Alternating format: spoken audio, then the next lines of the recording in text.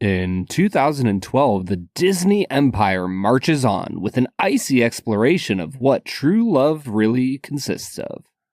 In 2024, we kick things up a notch with an extra spicy high rye bourbon. The film... do I have to say it, Bob? I believe you do, Brad. I think the people need to know what we're watching today. We're watching Frozen People. Frozen People.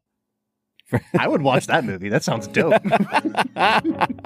It's the sequel to Snowpiercer. The whiskey is Ezra Brooks Distiller's Collection. And we'll review them both. This is the Film and Whiskey Podcast.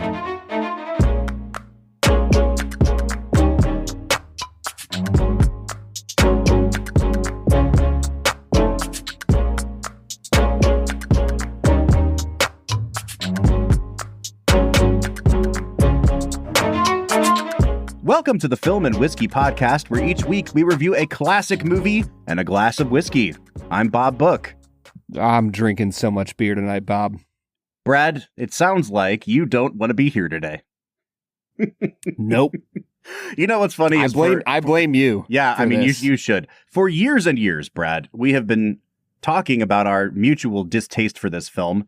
I have not watched the movie Frozen in, I don't know, 7-8 years. Like, it's been a minute since I watched this movie. Haven't watched it in a decade. Yeah, probably around that for me.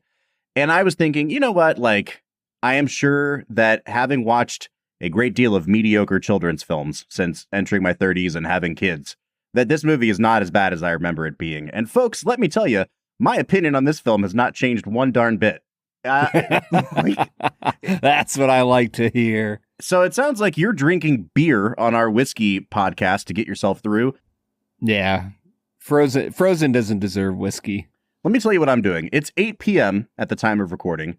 I brewed myself a cup of decaf coffee, and I am eating a powdered sugar donut. Wait, are you telling me that you turned into the fat cop from the Santa Claus? Yes, both him and an 80-year-old man. Okay, so, I love it, man. You know what? Let me sidetrack us immediately here, Brad.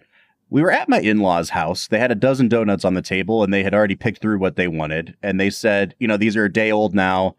Take what you want home, and the rest is going to the squirrels. And I said, I will be darned if I let the squirrels eat a cream stick. That's like the Cadillac of donuts. Like, I'm taking that home with me. So I'm eating a powdered sugar cream stick. And as we were talking about donuts, I had to remind them of something we learned, Brad, when we lived in Kentucky. Did you ever purchase donuts for yourself when you lived in Kentucky? Yes, Bob, I have purchased donuts. Okay, well, like, I didn't know if you were a donut family. I had a shocking realization, which, you know, the cream stick, which is a staple of Ohio's diet, I feel like, is known as a Long John in other parts of the country, and especially in Kentucky, they call it a Long John. They do not fill their Long Johns with cream. It is an unfilled donut. It's just a freaking loaf of bread. It's like an unsliced hot dog bun that they slap some frosting on top of.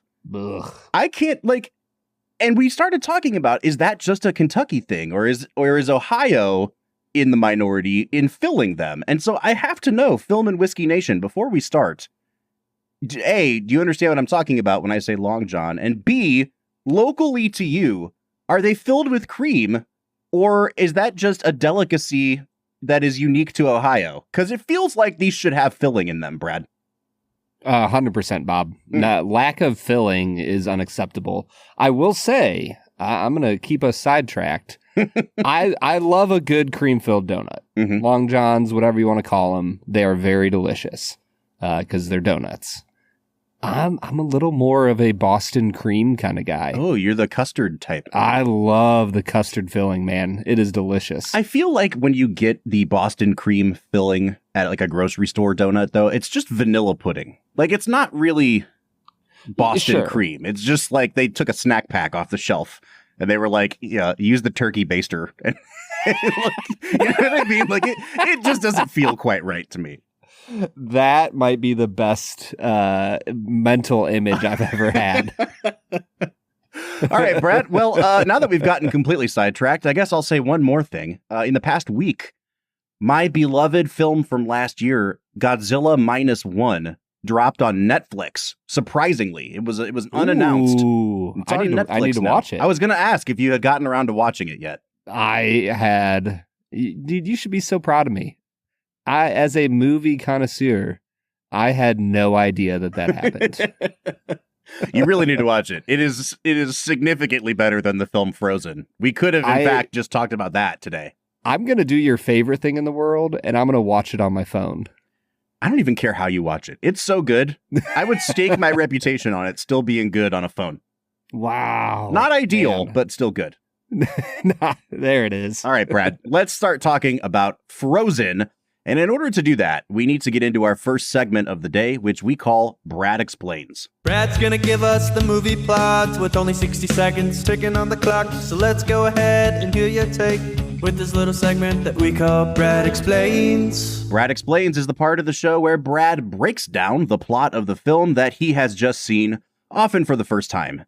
This is obviously not Brad's first time watching it, but it might be his second time watching it, because it sounds like he has been adamantly opposed to revisiting it. Oh, yeah, I have never watched this. All right, so tell me a little bit of your history with the movie, Brad. Like, I mean, A, it's a very short history, but B, like, where were you when you saw it? Why did you have such a visceral reaction to it? Why do you still feel this way about it? Oh, man, I honestly, why do I have such a visceral reaction? That's a great question, Bob. Is it because you're a sexist, chauvinist pig? Yes, it is. Oh, okay. How did you know? Man, we got right to the bottom of that. I didn't even have to pull that out of you. All right. Good episode. Good podcast. Yeah, we're packing it in now. I don't really know. That might be the last thing we say. I don't know where else there is to go. I watched this with my soon-to-be wife. We were engaged at the time. And I believe two of her friends, we watched it while she was still at Malone University, way back in the day. Why did I hate it so much? It sucks. Josh Gad gives a great performance for a different movie, and it doesn't make any sense in Frozen. There's just so much happening. And here's the thing, Bob, I'm going to blaspheme. Are you ready for this? Please. This movie is, upon credits rolling, 1 hour and 32 minutes long. It needs to be 20 minutes longer. It needs to be 20 minutes longer. If only so that it could slow down a little bit and just let everything breathe. Or just develop. Yeah. It just I'm with you, feels man. like here's the wild thing. Pixar takes 10 minutes, not even really. It's like 6 or 7 minutes of the montage for them to fly through an entire couple's life and take you through all the ups and downs of infertility and cancer and death and all these things. And yet at the end of it, you don't feel like you just got thrown through the freaking meat grinder of information and plot development. It feels like Frozen is the exact opposite. Yes, it feels like this movie is all plot, but that none of it connects to each other. I don't know what storyline to follow. I don't know what developments are necessary. And we're getting off base from Brad Explains. We're going to jump into why we actually don't like this movie. And it's not going to just be two guys hating on the movie that all the little girls liked, because this was a really important movie to a lot of people 10 years ago, Brad. I just have very strong feelings about how it does not work. So in order to get there, we have to get through Brad Explains. You have 1 minute on the clock to break down the plot of the movie with full spoilers. Folks, if you have avoided Frozen for this long, honestly, hats off to you. This movie was inescapable for years. You clearly and years. don't have children. All right, dude, 1 minute and go. Frozen is a film about, man, I don't want to do this. I'm trying to get myself up for it. All right, Frozen follows these two princesses in Arendelle, and their parents are idiots and die on a boat and isolate their children and keep them from experiencing what life is all about. And because of that, the one older daughter has ice powers and she's a danger to society. And when she gets coronated as queen, she freaks out because Anna's an idiot and wants to marry some dude right off the bat. And she shows off her ice powers and everybody's like, we found a witch. May we burn her? And she runs off into the woods and the mountains and is like, I'm going to build an ice castle. And then her sister's like, hey, I love you. Get your freaking butt back down here and fix all the crap that you started. And then the dude she fell in love with is a bad guy. And Elsa almost kills Anna. And then she doesn't because Anna sacrifices herself for Elsa. And it's the only good part of the movie. Boom. Okay, so that's Frozen. I love that you are already so opposed to the film that you won't even pronounce her name Anna. You're just like, no, it's Anna. This is the Hey, film man, that I watched. I'm from Ohio, man. It's Anna. I have my critique for this film, Brad, broken down into a well-organized outline and with subheadings and everything else, because there are so many different areas of this movie that I feel like fall short. And I think the best place to start is by just kind of making this blanket statement that none of the characters' motivations make sense. None of the plot devices make sense. None of this movie feels like it logically flows from the preceding scenes. And perhaps nowhere better to start than at the very beginning of the film, because I just don't like what the hell is going on in this movie, Brad.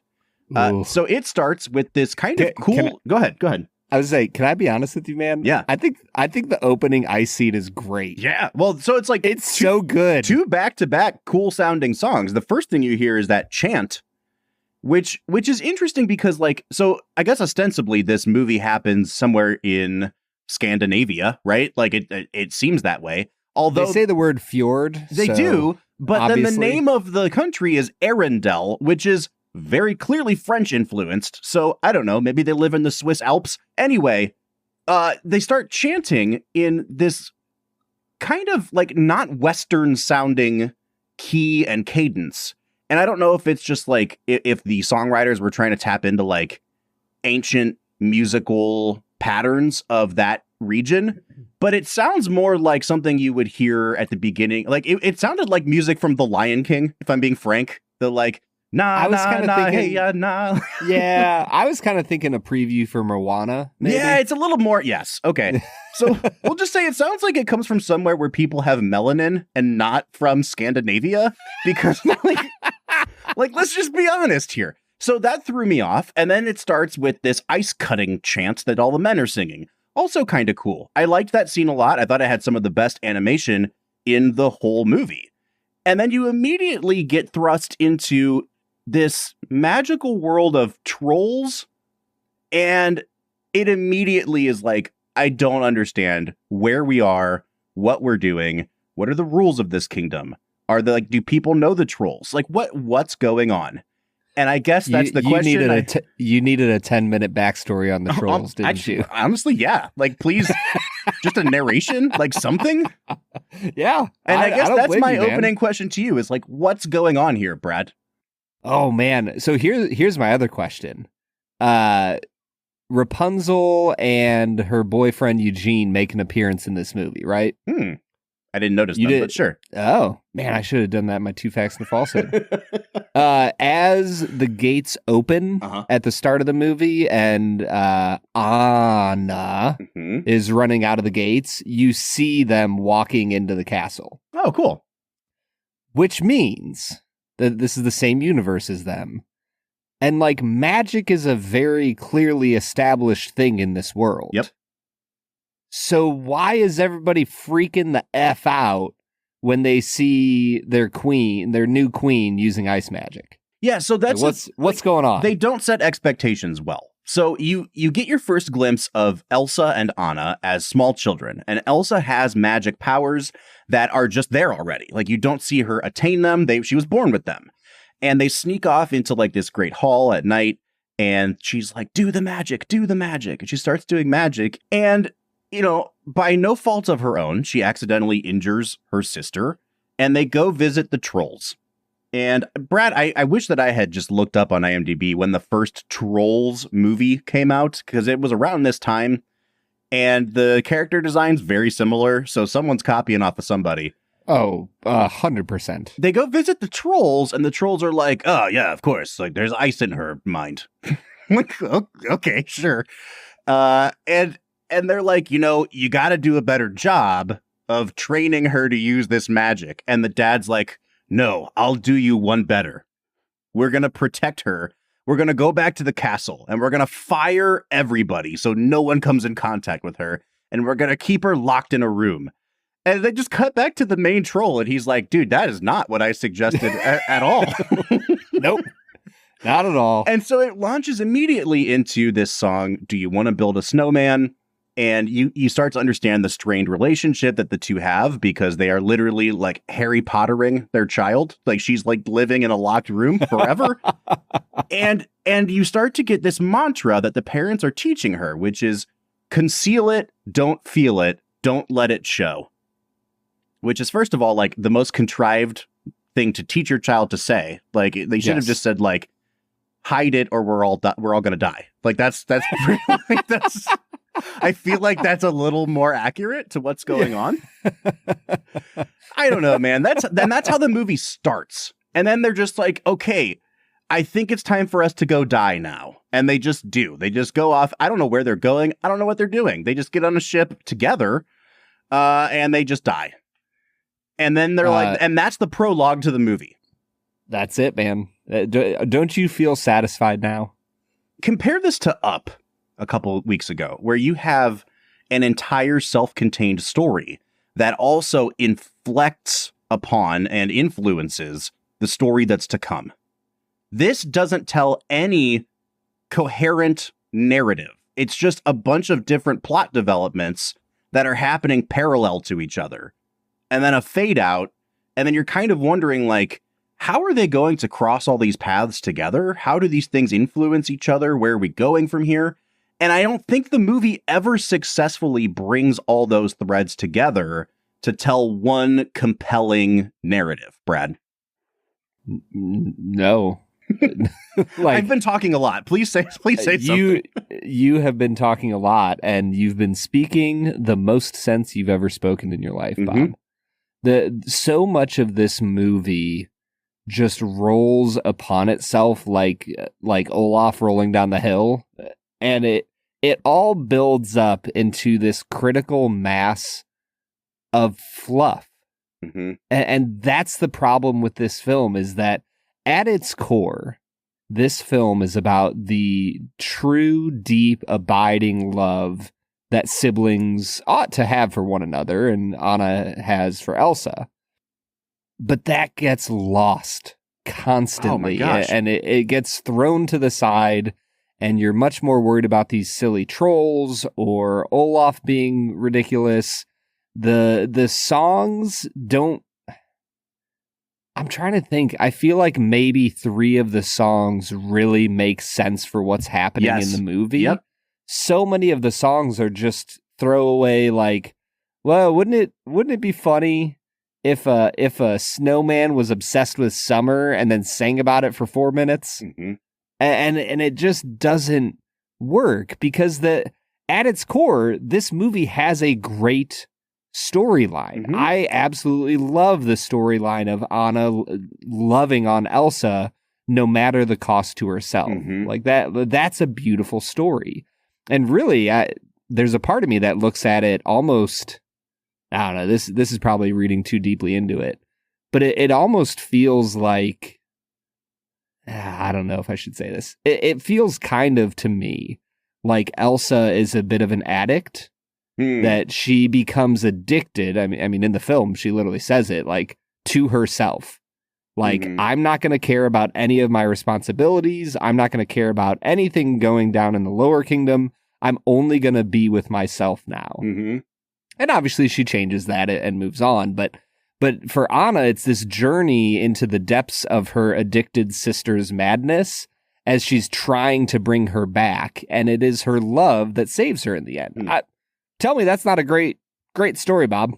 It is. And if I can jump off from there, because you've said like 8 things that I want to comment on, but let's go back to the first point that you were making, which is, I think, the overarching point. Like, if the sister's love for her sister is the heart of this movie, then they sure do a bad job of underlining that, because it is so pushed to the side so early on that by the time it comes back at the very end of the movie as this is what it was about all along, you go, oh, okay, I guess. Yeah, like that was kind of there. But by the end of the film, Elsa is Anna's like 4th or 5th most important relationship. Like, she has learned essentially to have healthy relationships beyond Elsa with all of these other people and magical creatures. By the time she actually like sacrifices herself for Elsa at the end of the film, it's like, oh, okay. Like, I guess we could end there, but you did a really bad job of leaving the trail of breadcrumbs to this moment.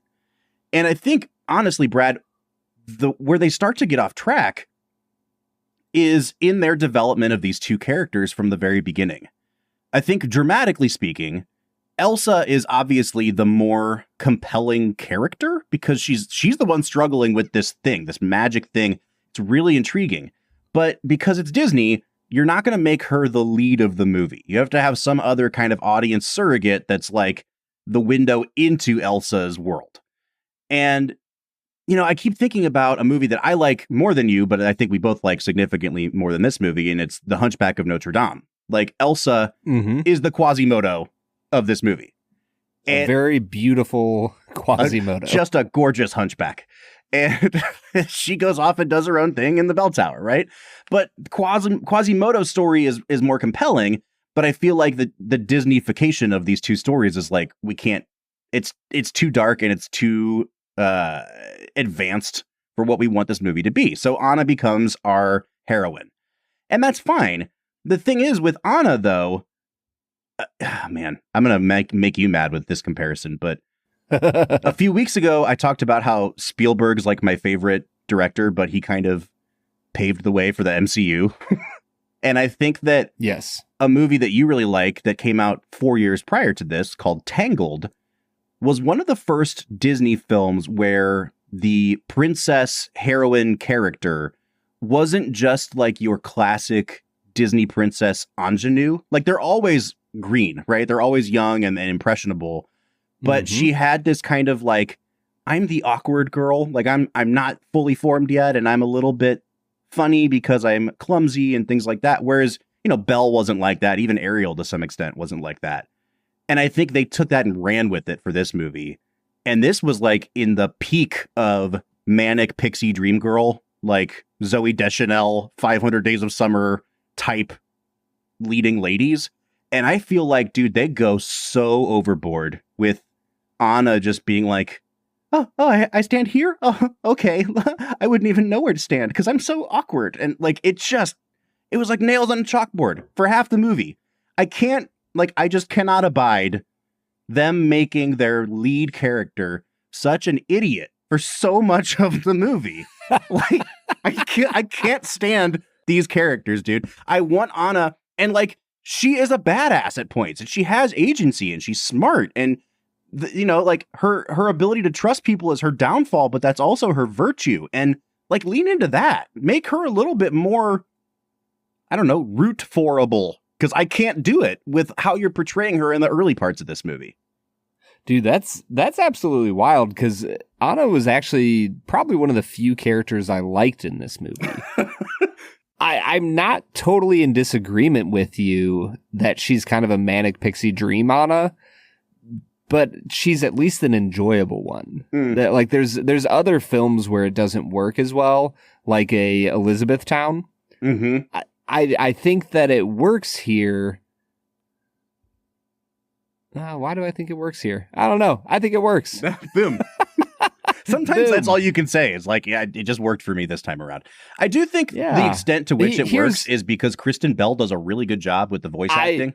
I was about to say, I think it's because Kristen Bell gives the character a depth at the end of the film that qualifies the rest of who she is. Like, there's character growth by the end of the movie, but like, as she is facing death, you can tell that she begins to move beyond who she once was. And I think that's why I enjoy her as a character. She doesn't stay where she's at. Yeah, I totally agree. I do want to talk about Elsa, but I think in order to do that, we kind of have to start talking about the music of this movie, because Elsa's big moment obviously is Let It Go. And man, Let It Go is such a weird topic to talk about. So I kind of want to broaden it and talk about the music in general. This soundtrack went absolutely bananas on the charts in 2013, 2014. Like, people were buying this like crazy. And, you know, a few years ago, Encanto, I feel like kind of took off, but it never got to the level of Frozen. Frozen was the most popular thing I'd seen from Disney since probably The Lion King. And to this day, I've been trying to piece together, what is it about this soundtrack that appeals to people so much? But I think when you're just watching it in the context of the movie itself, and Brad, you've already started talking about this, it's kind of a muddled mess, because none of the songs are really designed to specifically address what's happening in the movie. No, it's not talking about the story that's being told. It's, I don't know, telling ancillary little bits of information. I don't know, like, we don't need a 4-minute background on this newly formed and life breathed into character Olaf. We don't need to know his motivation for going on vacation. Right. We're in the middle of important things here, guys. Come on. I think that this soundtrack is one of the first ones from Disney that shied away from that old, like, Howard Ashman style of writing songs. You know, we talked about Beauty and the Beast and how that's our favorite soundtrack. And it's because the songs are so specific to what's happening in that movie. Even the I Want song of Belle, where she's just, I want adventure in the great wide open. That's not like a song you put on the radio. It is very specific to the musical style of that movie, which is much more kind of classically Broadway, and to the characters of that movie. Whereas this movie is like, they sat down and they said, we want every single song in this movie to get radio play. We want to be able to put this on the radio. And in order to do that, we're going to write in the vaguest possible terms, so that when you're watching the movie, what is coming out of these characters' mouths kind of fits, sure. But then you can also listen to it in your car, and you can apply it to whatever situation in life. And I was just talking to somebody about this movie today, and I said that the soundtrack reminds me of, like, the contemporary Christian worship music of Disney. Like, it's kind of about Jesus, but it could also kind of be about my boyfriend if I wanted to, because we're talking about it so vaguely. And I think that that's what really frustrates me here. It's good pop music. It's terrible soundtrack to a music. Yes, I mean, it set the stage for The Greatest Showman. 100%, dude. Like, every single song in The Greatest Showman was like, how can we be the most poppy radio song that the world has ever seen? And they all sound the same and they all suck. Well, and the thing is, I don't even care if it's pop music sounding and not classic Broadway. You gotta make it address what's happening in the movie. And in both of those movies, it's not. Like, the movie almost seems like placeholder visual stuff for a song that's completely separate from the movie. Yeah, and even like the opening song is the most classical Broadway vibe, in my opinion. And it has nothing to do with the plot, but I don't mind it because the plot hasn't started yet. And so, like, the first time through, that song feels like it could be the opening song of Beauty and the Beast, because we're talking about the culture. We're talking about the lifestyle of Arendelle and what it means to be an Arendellian. And it feels like it's setting up the mythos of the region. And then it's never brought up. It's never mentioned. It's never, like, you know, you have Belle singing about this poor provincial town, and then the poor provincial town takes up pitchforks and torches and goes to kill the local beast. Like, that, like, it all fits together. And here it's like, yeah, we cut ice for a living. And then that has no impact on any of the characters whatsoever. Right. Other than a throwaway joke where the guy's like, I sell ice for a living. What am I supposed to do now? You know, and but you don't really understand the plight of the people living in the kingdom. You're absolutely right. And the music does nothing to support that. And I think because the music is operating in this sort of like vague pop genre, you get music that sounds like early 2000s pop. You get your classic Celine Dion style ballad songs. You get, you know, stuff that sounds like it should be in Moana. Like it's all over the place. And it's funny to me because I think some of my favorite songs from the movie are the ones that fit the least with this movie. Like the duet that they sing at the beginning, Hans and Anna, Love is an Open Door. It's great. It's great because it sounds like it's from High School Musical. Like it is like 100%, dude. Like, yeah, I like the song that the Trolls sing, the Fixer Upper song, because that sounds like it should be in Hercules. It's a completely different style of music. It just continually muddles up this movie because this movie has no idea what it wants to be or what it wants to say. Yeah, I am with you 100%, man. I need to drink whiskey. Well, hold on. I'm going to delay your whiskey for 2 seconds. We've been crapping on this pretty hard. And like, I'm not going to give it a high score, but I don't think that there is like nothing to enjoy or appreciate about this movie. And us both being fans of the musical, Brad, what were your favorite songs in the movie and what did you like about them? Oh, man. What were my favorite songs in the movie? I don't know, Bob. I don't like the songs in this movie. Like, I don't want to be a dick. The only one I really like is probably the opening song and probably the duet. And the reason I like both of those is that the opening song feels like it's setting something up, even though it doesn't. And the duet sets up the characters. If there's one thing that this script does well, it sets up the character of Is it Hans? He's the bad guy? Yeah. Yep. I think that it does an incredible job of setting him up as a sincere, good-hearted, good guy. Yeah. Like, I do think the twist is really well done because, yes, you know, what I thought was coming was she gets stabbed in the heart by her sister and then she's like, you got to kiss me. It's true love. You know, I thought it was going to be the classic Disney thing of he does kiss her, but it's not really true love. And so then she has to go get whatever the hell his name is to kiss her, right? Yeah, but instead they're like, hey, let's make him a murderer. And I'm like, oh, okay. Yeah. Like, I'm on board. Yes. And it's so well done because you're right. Like, you can feel as an audience member watching the movie that the kiss isn't going to work. Mm-hmm. But you think that it's going to happen.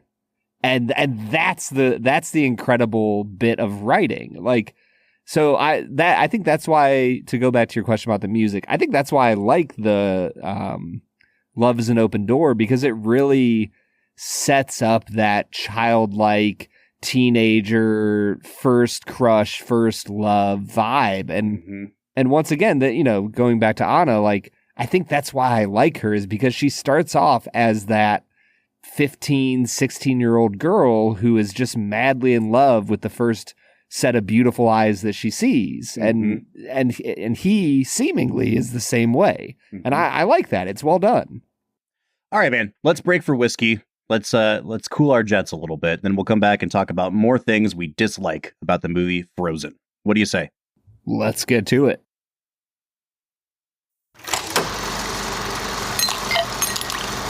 All right, so today we are checking out Ezra Brooks' Distiller's Collection. This is a high rye bourbon whiskey from Lux Row Distillery. This is, I believe, our fourth Ezra Brooks product that we've tried on the show. We've tried Ezra Brooks, we've tried Ezra Brooks 99, we've tried Old Ezra 7 year, and now we're trying the Distiller's Collection. It follows roughly the same pattern as their wheated bourbon line, Rebel, which we really, really love.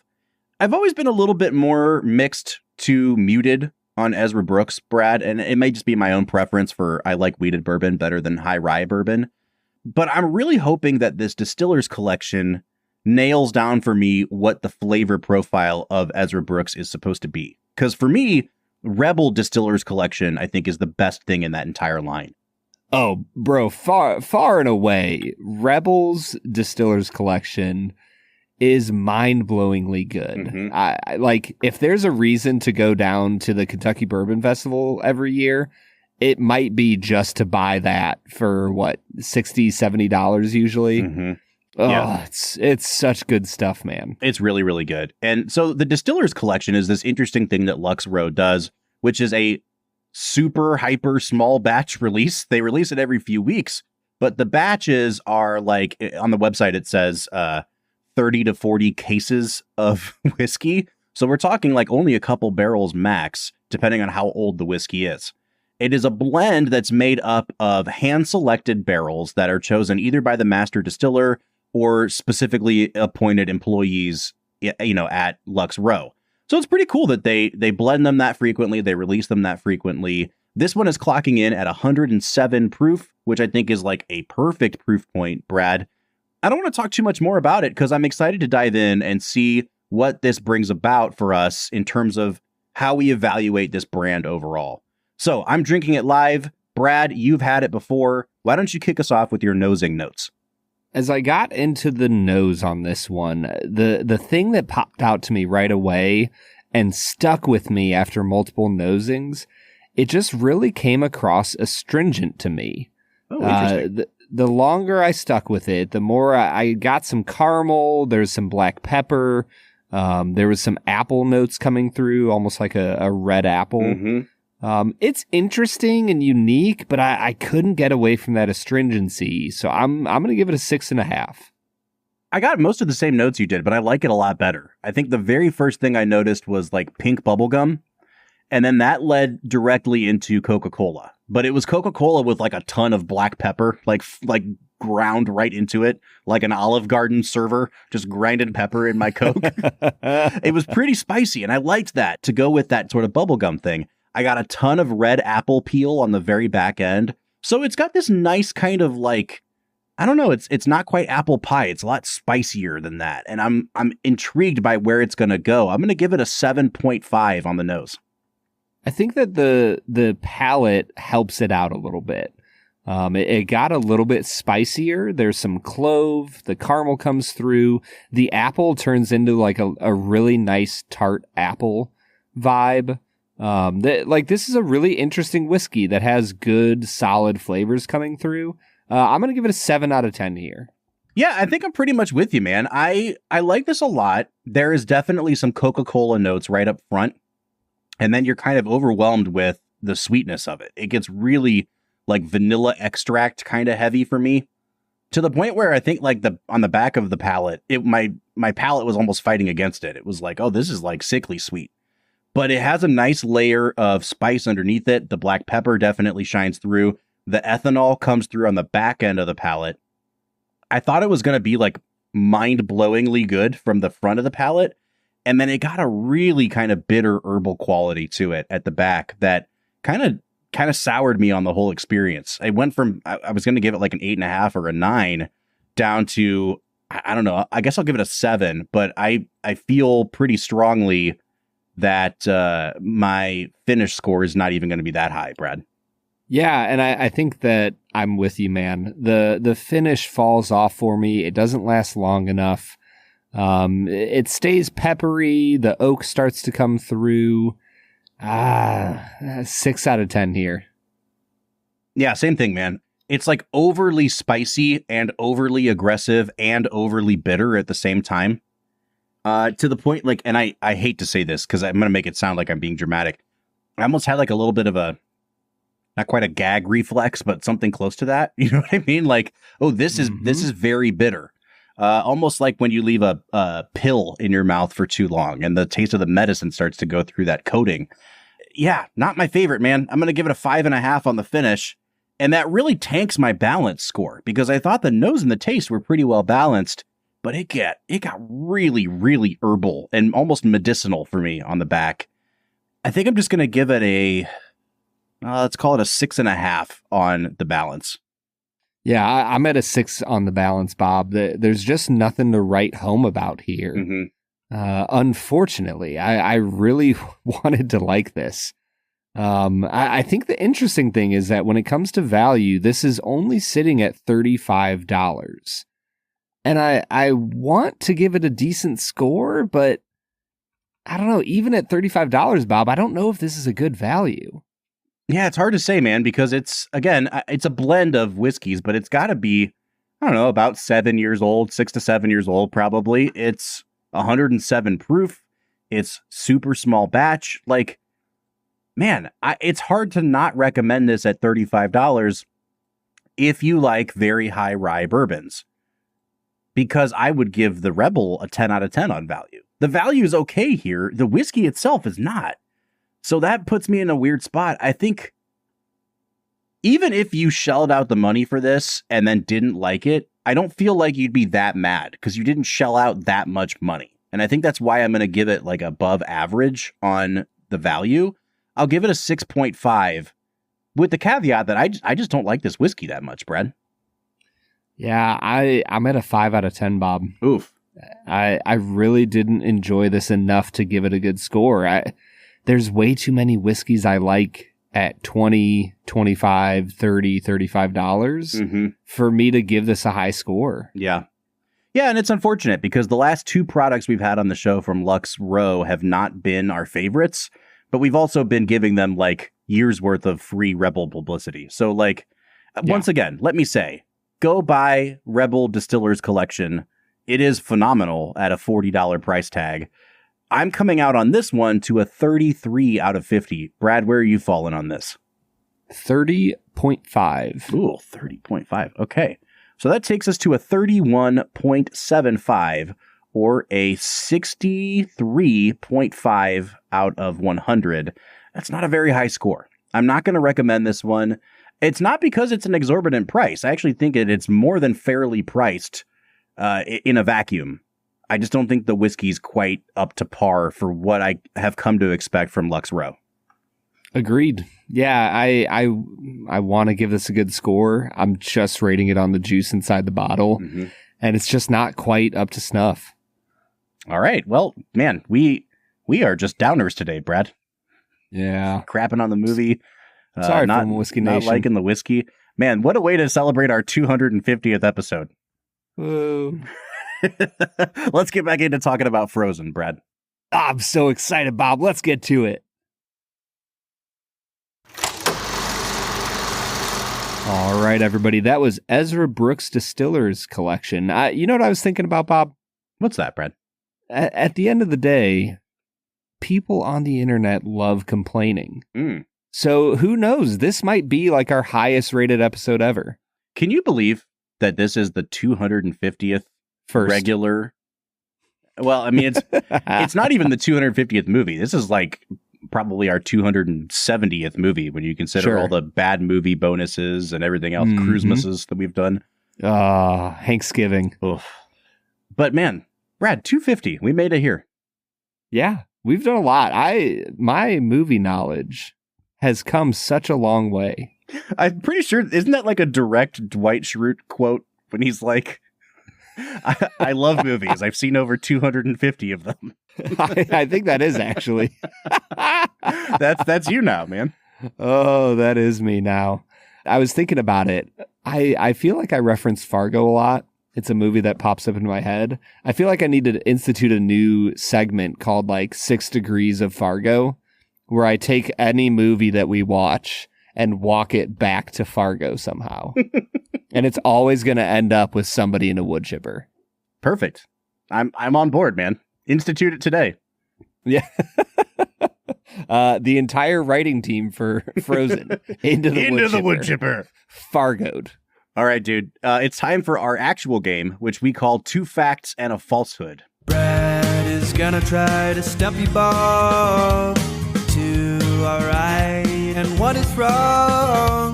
2 facts and a falsehood. 2 Facts and a Falsehood is the part of the show where Brad presents me with 3 items about the making of this movie. All of them are presented as fact. One of them is a complete falsehood. Brad, I am sitting at 15-10 on the season. I'm on a losing streak here, man. I think I've lost 3 of my last 5. This is not good. It's great. In fact, not good. Great. I'm loving it. I want my 500 season locked up, man. And I hope that it happens today. But I'm going to be honest with you, Brad. I did not research the making of Bob, this film at all. What are you going to do if you end up at 15-17? I don't know, that man. would, That's that pretty would be rough. the most Cleveland ending to a season for you. Including today's episode, there are 7 2 facts and a falsehoods left. So if I go 0-7, I deserve it. You do? All right, dude. Well, let's see if you can start me on that streak today. Hit me with your 2 facts and a falsehood. Fact number 1, the characters of Hans, Kristoff, Anna, and Sven are a reference to Hans Christian Andersen, the author of Snendronigen, the Snow Queen, which is the inspiration for Frozen. Fact number 2, in early designs, the giant snow monster that Elsa creates is a big version of Olaf, who addressed him as little brother. But it was later decided that although it was cute and funny, it looked a bit dumb. As opposed to what they actually... I'm sorry, I'm eating my donut now. This is ridiculous. As opposed to what they actually made, that thing looked terrible. I couldn't believe that was 2014 graphics. Fact number 3, Bob. The CGI team at Disney created a custom algorithm for Frozen called Blizzard, which helped create the snow and ice magic used throughout the film. I will say, good job on the snow and ice magic. Like, I have a lot of complaints about the way this movie is animated, but the snow and ice, very good. Yeah. Brad, you got me today, dude. I have no idea. They all sound true. Remind me what number 1 was again. Oh, Hans Christian Andersen. Kristoff, Anna, Sven, Hans Christian Andersen. See what they did there? That's the falsehood. That sounds too much like a Brad G creation. I'm going to say number 1. Number 1's the falsehood. Number 1 is not the falsehood, Robert. You sounded too proud of yourself. You sounded like, I totally wrote this, and I'm going to be like, you get it? Wow, these writers really do belong in the wood chipper. They really do. Fact number 2 is true as well. They originally designed a giant Olaf. I would have preferred that. Really? You could have had a duet with them as like a post-credit scene of them both singing about being in summer together. But the giant one has like a really low bass voice, you know? Yes. Okay, so Blizzard is not a thing that was created. As soon as you said you liked the ice magic in the movie, I was like, I got him. You got it. I got him so good. Damn. All right, I'm at 15-11 now on the season. The streak continues. That's 2 losses in a row. Oh, man. Don't call it a comeback, Bob. All right. Let's talk a little bit about that animation quality. Because, Brad, one thing that I really noticed, especially coming off of consecutive weeks of Pixar films a few weeks ago, Up and Toy Story 3, is that Disney at this point, you know, they've acquired Pixar, but Pixar still operates independently as its own production studio. And we have raved, especially with Toy Story 3, about just the depth of field and how incredibly intricately textured everything is, even when it's not in focus in a Pixar film. It's mind-blowing. This movie, you can see the cheats happening. And I was really shocked at even characters in the foreground. The animation looks like what you would get on a really well-produced Disney Plus show now. Yeah. Like, it looks like a TV show.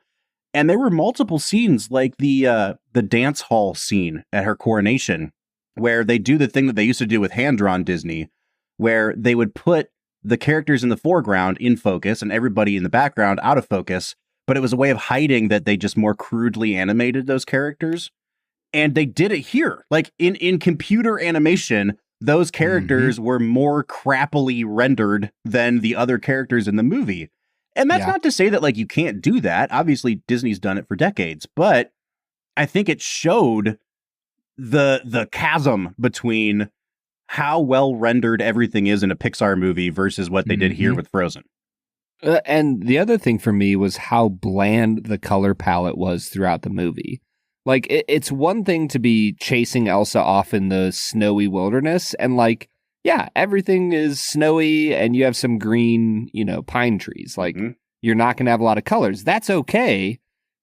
It's even better, in fact, to have that bland of a palette if the ball that they have at the start that you just mentioned is a cacophony of beautiful, bright colors. Like, tell me that the Be Our Guest scene from Beauty and the Beast doesn't have a billion more colors than the ball scene in this movie. Like, everything is brown and green and blue, and it's all drab, and just nothing pops in this movie. Even Anna's hair, she's supposed to be this like fiery redhead, and even her hair doesn't have like a vibrancy to it that should like show what her character is like. I don't.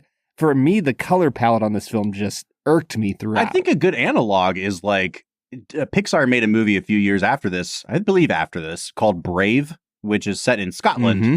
And it's a similar kind of palette. Like they're both going for the like Kingdom of Rohan thing in those movies.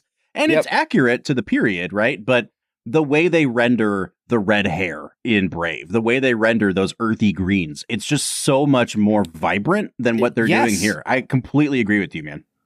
Yeah. Hey, Bob. This movie sucks. It sucks so bad. Can I go? Go ahead. Sorry. Go ahead. Keep going. Can I go on my Let It Go rant now? Oh, I hate that song. Yes. I mean, yeah, that song, I called it a Celine Dion song because it was as ever present as My Heart Will Go On for a number of years there. But you mentioned Beauty and the Beast a little while ago. And I think that one of my main issues with this movie is that it tries to do Beauty and the Beast, but it neglects to understand what made Beauty and the Beast work so well. Like, Belle is your main character in Beauty and the Beast, and she helps the Beast understand who he really is, to overcome the obstacles. She goes on her own journey of growth. And so like the Belle to Anna thing, that comparison, they track pretty well together. Where this movie really fumbles things is in making Elsa have to follow the path of quote unquote the Beast. Like, she's the one who is burdened with this thing that's seen as a curse. She's the one that shuts herself up in her own castle. And what the movie seems to imply is like, she has an obstacle to overcome. She needs to learn something about herself. But then the movie really waffles back and forth on whether she actually is a flawed person or if everybody else around her is flawed. And so therefore she doesn't actually grow or change anything. And it makes no sense when you bring the song Let It Go into the equation. Like, I'm going to interrupt you for 1 second. We can all agree that her parents are the most flawed people in the movie. Whether or not anybody else is flawed, we can all agree that her parents suck because they are the reason this entire movie happens. Yeah. Never before have I said, like, wow, those people deserve to die at sea. Yeah. I mean, yeah, I thought it. Like, yeah, and I think that, like, the crazy thing about the first 25-ish minutes of the movie here are, like, the most compelling, like, dramatic tension that comes in that part of the movie is the realization, like, everyone finds out that she is the Beast, quote unquote, right? Like, once her powers get revealed and everything hits the fan, it's like, oh, this is going to get to some really interesting places. This is going to go into Gaston, Beauty and the Beast territory. They're going to chase her off. And then it kind of just like, first of all, it buries the lead. Like, we don't get to that for a half hour. But then it's immediately the next time we see Elsa, she's walking up the mountain and she's singing Let It Go. And this song, Let It Go, is just, it's so frustrating, dude, because it's presented as this anthem of liberation. Like, I'm so glad to be free of all of their expectations. I don't care what they're going to say. Let the storm rage on. Like, I'm going to be who I am. It's very similar to This Is Me from The Greatest Showman. Mm-hmm. However, like, she's happy to be free from all of their expectations, but like, she's only been queen for like 6 hours. Like, they have no expectations of her. They didn't know this about her. They're not like hunting her down to kill her. They got scared and she ran off, but they got scared for a reason. Like, she is injuring many people on accident with these powers that she cannot control. It's supposed to be this metaphor, and I think it was interpreted, culturally as a metaphor because it's so vague for how young women in our society are kind of boxed in and expected to act a certain way and expected to kind of keep their emotions at bay. I know this character of Elsa has been like really championed as like a queer icon. There's a very funny SNL sketch where they talk about how gay Elsa is. Like, I understand all that. But like in the context of the movie, she's saying like, we need to let go of all these expectations, but it gets completely undermined by what she's actually doing. Like if she's shaking off the constraints of society, and the way that she's choosing to do that is like, I'm not going to hide my powers anymore. I'm going to be who I'm supposed to be. The cold doesn't bother me. Then like, why are you still hiding in the woods? Why are you building a castle for yourself in seclusion? None of it makes any sense. And then like, dude, go ahead. You know how you make the song work? Keep the parents alive. Or make it the song she sings at the end of the movie, where she's finally free of these like, she comes back at the end of the movie because she has literally almost killed her own sister. And then, like, first of all, magically, now she can control her powers. Like, what the hell is that about? Are we to expect that you aren't going to accidentally kill someone now? Here's the thing. If Let It Go is sung as a response to Anna's love setting her free from the expectations of their parents, like, I mean, I don't know if you've had this experience with your siblings, Bob, but at a certain point in your relationship with your siblings, you realize, oh, hey, like, we're on the same team, and like, mom and dad aren't always right. Mm-hmm. And like, if they explored that relationship and the parents stay alive, and initially Elsa runs away, and maybe she sings Let It Go as in like a giant F you to the parents. And then Anna's love and like, yeah, our parents were wrong. They treated you poorly. But please come back because I love you and we can be on a team. And I like, which I think is what they're intending, but it gets so lost in the sauce here. Yes. Yep.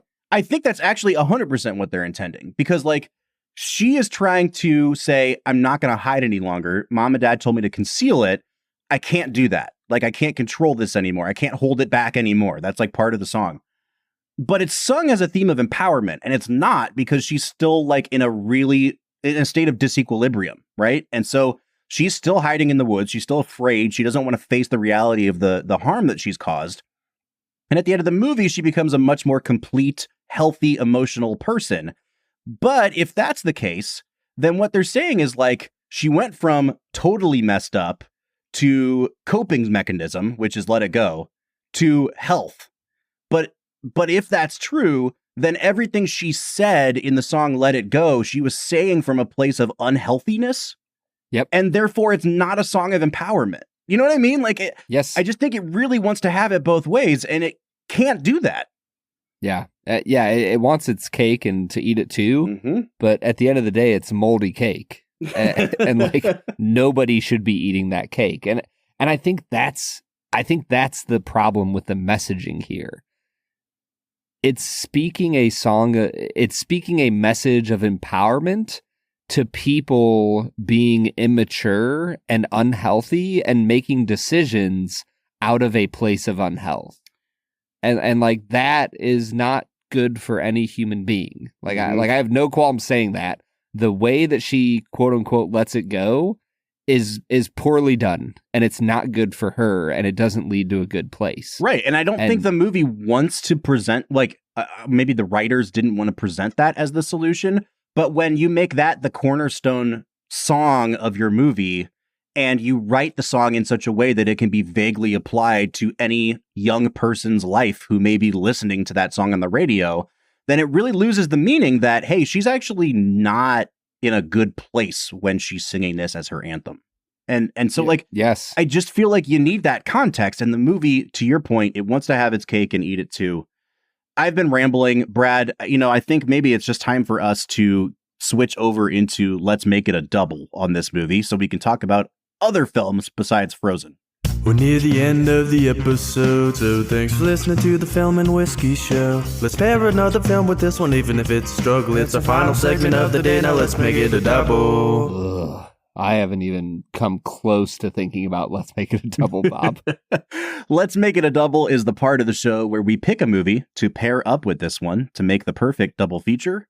Would you like me to go first, Brad? Yeah, go for it. I'm going to pair this with a movie that I recently came to find out has just come out on Netflix. It's a movie about a kingdom, a once mighty kingdom, that is fighting against a monstrous creation with what seems to be magical powers that is keeping them at bay, oppressing and suppressing them, and the way that those people rise up and the way that they overcome this monster by ultimately sinking it to the depths of the sea and encasing it in ice, similar to the story of Elsa. And that is a movie called Godzilla -1. Please go watch that instead of Frozen. It is so good. Oh, that's really funny. It's so good. Go watch Godzilla -1, folks. I'm going to go watch it, Bob. I'm going to go watch it maybe tonight. Yeah. We'll see. I might fall asleep. I think that's a great pairing, Bob. I wish Godzilla would just rip through Arendelle halfway through this movie. Okay, so go ahead, sorry. I'm going to pair this movie with a film about a protagonist who just wants to live a simple life, who doesn't want the pressures of society weighing down on him, who wants to be married and experience the joys of what it means to be a human, but is forced upon him a different life. I'm going to pair this movie. This is easily the most ridiculous pairing I will ever give on this podcast. I'm going to pair this movie with Braveheart, Bob. An appropriately drab color palette combat. Thank you. I was kind of going for that. Okay. Let me finish my donut. Sorry. How's your donut? It's gone now. I've been trying to eat it like in peace and quiet, but I've been talking so much this episode. Yeah, I was gonna say, man, if we had a rabid fan base that kept track of statistics for our podcast, I think this will easily be the highest percentage of Bob. And it's so weird because I don't feel so strongly that I had to say X, Y, and Z, but it's that weird alchemy of I put thought into why I don't like this movie. And you don't like this movie so much that you're like, I refuse to give this movie any more thought. And so then whoa. I gave lots of deep thoughts on this. I talked about color palette and the songs and all sorts of things, Robert. You had some great points. They just only took up like 7 minutes of audio in our hour-long podcast. I'm just a little more succinct than you. That's very true. That's the fatal flaw of me. Okay, so Brad, let's give this movie some final scores. I think that for all of the faults of this movie, it is not like an inept movie. Like the animation is good enough and the songs are good enough. Part of my visceral reaction is this took off in a way that better movies, more deserving movies should have taken off. And it's always kind of pissed me off. And that's not really the fault of the movie itself. Like if this had come out and made a couple $100 million and made its money back, sure, great. It made like $1 billion. Everyone loved this movie. Mm-hmm. And it's kind of like The Greatest Showman, where I'm like, do you people understand how not good this is? Like, what's going on, America? I think when I try to get a hold of myself, at the end of the day, this is like a 5.5 movie. I probably hate it more than a 5.5. I want it to be like a 3.5. But it's like, it is just mediocre enough to get a 5.5. Oh, Bob, 5.5 is a really high score for this movie. It's not that bad, dude. I'll give it a 4.5. Oof. I can't bring myself to give this movie a 5. Here's the thing. I'm going to say something nice about the movie. I actually got a little bit emotional at the end. I think that the blizzard as they're running across the lake with the frozen ships and Kristoff, who we didn't even talk about. Kristoff and his gay reindeer. Kristoff, played by Jonathan Groff, one of the more famous, Broadway actors of the last decade. You would know him, Brad, as the king in Hamilton. Ooh, I do know him. He is a fantastic actor. I mean, he's been in a ton of stuff. I had no idea that was him until this time around. I saw it on IMDb. So yes, let's give a shout out to Kristoff. Yes. I want to finish your point, please. I was just going to say, I was emotionally moved at the end of the film. The through line of Anna's love for Elsa is powerful and meaningful, and the idea that a story would end where true love's kiss is actually, well, and I like that they phrase it differently, that they say like an act of true love. Mm-hmm. And everybody goes, oh, true love's kiss. Mm-hmm. And it turns out to be an act of self-sacrificial love. Like I am all about that. Great ending to the film. But man, it's really rough getting there. Yeah. Really, really bad. This could have been a really good movie if they had just clarified their intentions with it. They want it to be 100 things, and it can't be all those things. That is what makes me so angry about this movie, is that it could have been so much, and it wasn't. And it, like, I don't know. I feel like that's Disney's problem, is that it gets caught up in trying to be so many different things. Like, I don't know, you hear about films that kind of balloon out of control, and I feel like Disney as a studio has ballooned out of control, where it's like, you know, who knows? I don't know the behind the scenes. Like, was the music team, the sound team, not in enough conversation with the animation team and the scripting team to like make everything match up well enough? I don't know, but there is so many mixed messages going on in this movie that I can't give it a good score, Bob. Mm-hmm. I will say a couple nice things as well. The Big Summer Blowout guy is my favorite character in the whole movie. He's freaking hilarious. The guy in the in the little like yes. shop. Big Summer Blowout. Oh, yeah. He's awesome. Yes. I also, a few weeks ago, you talked about how Robin Williams in Night at the Museum provided you, or no, it was Dick Van Dyke, provided you with a quote that you always say, which is, yes, moving on. Moving on. Olaf in this movie provided me with a quote that I say a lot, which is when he turns around and looks at the giant abominable snowman and says, oh, hey, we were just talking about you. All good things, all good things. I say all good things a lot. I just think it's really funny. That one always makes me laugh. But yeah, man, apart from those few moments, this was not an enjoyable watch for me. Folks, are we too harsh on Frozen? Are our hearts frozen? Do they need to be thawed out towards this film? You can let us know what you think of this movie and its songs and all of the merchandise that came out of it by finding us on social media. Facebook, Twitter, Instagram, TikTok, and YouTube at Film Whiskey. Or you can join the conversation on Discord. We will be I'm going to be trashing Frozen tonight. You can go back and read the conversation when this episode comes out. But man, join the conversation at Discord. You can find a link to it at the end of every single one of our show notes. Well, while Brad is rage posting, I will be preparing for next week, which is perhaps the most interesting episode we're going to get for the remainder of this season. A movie that came out of nowhere to dominate the box office, and it is once again because I don't think Americans interpreted it correctly. 2014's Clint Eastwood film, American Sniper. So we'll see you next week with Bradley Cooper. But until then, I'm Bob Book. I'm Brad G. And we'll see you next time.